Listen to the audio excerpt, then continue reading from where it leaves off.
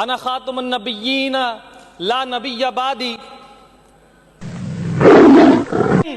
ہم اس نعرے کے پہرہ دار ہیں کہ ہمارے لیے سب سے پہلے نبی ہے۔ ہم رسول صلی اللہ علیہ وسلم کے عزت کے پہرہ دار ہیں اور اپنے جانوں کا نذرانہ پیش کریں گے۔ شکریہ جناب اسپیکر۔ اعوذ باللہ من الشیطان الرجیم، بسم اللہ الرحمن الرحیم۔ ہر ابتدا سے پہلے ہر انتہا کے بعد ذات نبی بلند ہے، ذات خدا کے بعد دنیا میں احترام کے قابل ہیں جتنے لوگ، میں سب کو مانتا ہوں مگر مصطفیٰ کے بعد صلی اللہ علیہ وسلم۔ میں سمجھتا ہوں کہ اس اسمبلی کو یہ اعزاز پہلے بھی حاصل تھا، ایک دفعہ پھر آج اس معزز ایوان میں ان کا پیش ہونا اور اس پر ڈیبیٹ ہونا اور حضور صلی اللہ علیہ وسلم کی شان میں گفتگو کرنا، میں سمجھتا ہوں کہ پہلے بھی اس معاملے میں سندھ اسمبلی اور یہ معزز ایوان ہمیشہ پیش رہی ہے، اور آج ایک دفعہ پھر اس اسمبلی کو یہ اعزاز حاصل ہو رہا ہے کہ ہمیں 6 مہینے ہو گئے اس اسمبلی میں آئے ہوئے۔ سب سے خوش آئندہ بات اور عقیدت والی بات یہ ہے کہ اس ایوان میں جہاں ہم آ کر بیٹھتے ہیں، ہم سب کے سروں کے اوپر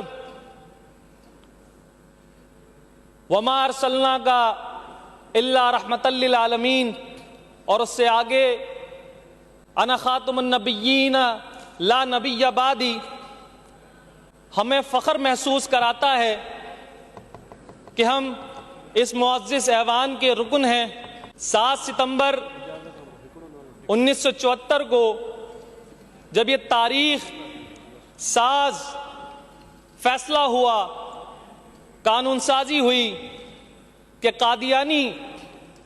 دنیا کے بدترین کافروں میں سے ایک ہے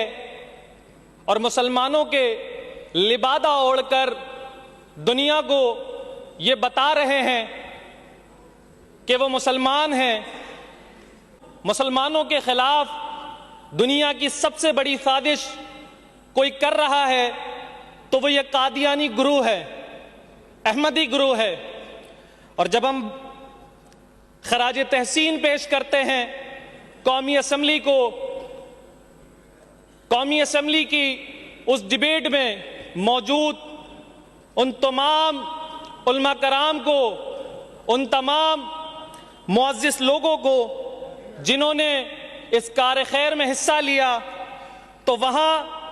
اگر میں اس قانون سازی کے کہ شہید ذوالفقار علی بھٹو صاحب کا یہ بہت بڑا کارنامہ تھا کہ انہوں نے ختم نبوت صلی اللہ علیہ وسلم کی پہرہ داری کی۔ گناہگار تو بہت ہیں، لیکن جب جب ختم نبوت پہ پہرہ داری کی بات آئے گی، جب جب یہ بات ہوگی، جب جب نبوت کے دعوے کرنے والے جھوٹے کذاب اٹھیں گے اور نبوت کا دعویٰ کریں گے،